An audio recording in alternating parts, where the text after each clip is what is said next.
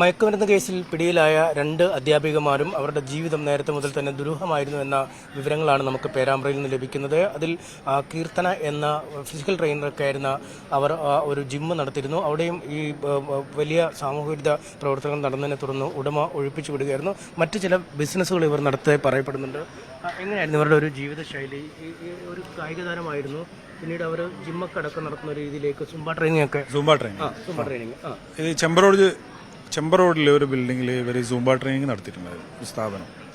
ആ സ്ഥാപനം പിന്നീട് അവർ കൊണ്ട് നിർത്തിക്കുകയുണ്ടായത്. ആ ഭാഗങ്ങളിൽ പിന്നെ പ്രാദേശികമായ പരാതികൾ ഉണ്ടാവുകയും പിന്നെ ഇവർ അവിടെ മദ്യക്കുപ്പികളൊക്കെ കിട്ടുന്ന സാഹചര്യമൊക്കെ ഉണ്ടായിരുന്നു. അപ്പോൾ അതിനുശേഷം പിന്നെ ഇവർ ആ ഒരു പരിപാടി നിർത്തിച്ചു. അത് പിന്നീട് ഉണ്ടായതെന്ന് പറഞ്ഞാൽ ഈ ബൈപ്പാസിൽ ഒരുപാട് കടകൾ ഉണ്ടായൊരു സമയമാണ്. ഇപ്പോൾ പുതിയ റോഡ് വന്നാണല്ലോ. അവിടെ ഈ ബൈപ്പാസ് റോഡ് ജംഗ്ഷനിൽ പിന്നെ ഈ ബൺമസ്ക എന്ന് പറയുന്നത് റോഡ് സൈഡിൽ ചെറിയൊരു ടെൻറ്റ് വെച്ചിട്ട് ചെറിയൊരു ടേബിൾ വെച്ചിട്ട് പിന്നെ ഇവർ ബൺമസ്ക അവിടെ ഉണ്ടായിരുന്നു. അത് സോഷ്യൽ മീഡിയയിലൊക്കെ ഒരു ട്രെൻഡായ ഒരു സമയം ഉണ്ടായിരുന്നു. ആ സമയത്ത് ഈ രാത്രി സമയത്തൊക്കെ ഒരുപാട് യുവാക്കളൊക്കെ അവിടെ വന്നുകൊണ്ടായിരുന്നു ഈ ബൺമസ്ക വാങ്ങിക്കൊണ്ടത്. ഇപ്പോൾ നമ്മൾ സംശയിക്കുകയാണ് അത് ബൺമസ്ക മാത്രമാണോ വിറ്റതെന്നുള്ളൊരു സംശയം ഉണ്ടാവുകയാണ്. ഇപ്പോൾ ഓരോ കാര്യങ്ങളും ഇങ്ങനെ പുറത്ത് വന്നുകൊണ്ടിരിക്കുകയാണ് ഓരോ കാര്യങ്ങൾ. പിന്നെ ഇടങ്ങളിൽ നിന്നുള്ള ആളുകളെ ചെറുപ്പക്കാർ ആയിരിക്കാം. നമ്മളിവിടെ നാട്ടുകാരാണല്ലോ. അപ്പോൾ നമ്മൾ ചിലപ്പോൾ ഇതിലെല്ലാം പോയി നമ്മൾ വാങ്ങാനോ പിടിക്കാനോ നമ്മൾ നിൽക്കില്ലല്ലോ. പക്ഷേ ഇവിടെ ഒരുപാട് ആളുകൾ ഇങ്ങനെ വരികയാണ് ആ ഒരു ജംഗ്ഷനിൽ. പെട്ടെന്ന് പിന്നെ വൈകുന്നേരം ആകുമ്പോൾ ഇവർ വരും. പിന്നെ രാത്രി ഒരു 9-10 മണി വരെയൊക്കെ ബൺമസ്ക് ഇങ്ങനെ വിൽപ്പന നടത്തിയിട്ടുണ്ടായിരുന്നു. പിന്നെ വേറൊരു കാര്യം എന്താണെന്ന് വെച്ചാൽ പിന്നെ വേറൊരു കാര്യം പറയാനുള്ളത്, ഇവർ ഓരോ സ്കൂളുകളിൽ പിന്നെ ട്രെയിനിങ്ങിന് പോകുമല്ലോ മക്കളെ പഠിപ്പിക്കാൻ വേണ്ടിയിട്ട്. ആ ഒരു സമയത്ത് ഇവർക്കെതിരെ സ്കൂൾ ക്ലാസ്സിൽ ഇരുന്നു കൊണ്ട് ഉറങ്ങുന്നത് എന്നുള്ള പരാതി അത് ആ സ്കൂളിലെ HM പിന്നെ ഇവിടുത്തെ BPC അറിയിച്ചിരുന്നു. പരാതി രേഖാമൂലം അത് 1 വർഷം മുമ്പാണ് അവർ പരാതി ഇവർക്ക് കൊടുത്തു. പക്ഷേ അതിലൊരു തുടർ അന്വേഷണം ഉണ്ടാവുകയോ നടപടി ഉണ്ടാവുകയോ ചെയ്തില്ല.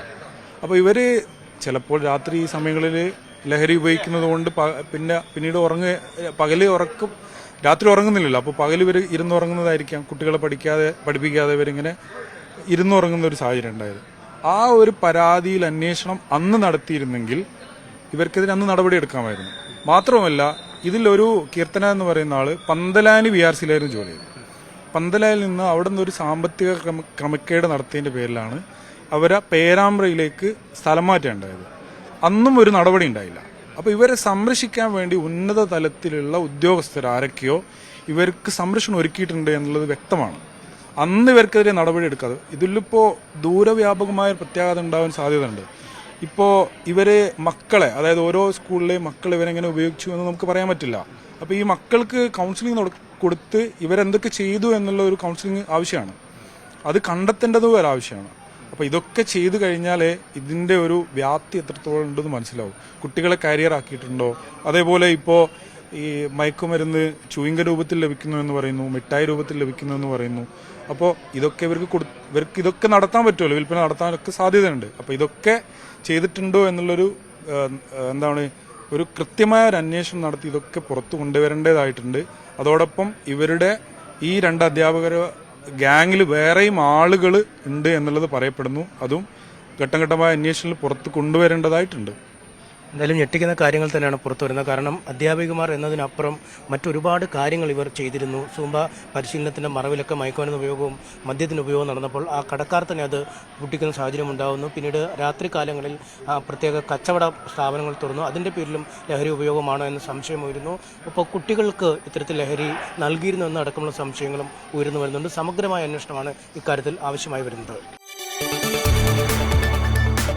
കൂടുതൽ വാർത്തകൾക്ക് News 18 Keralam YouTube channel subscribe ചെയ്യുക.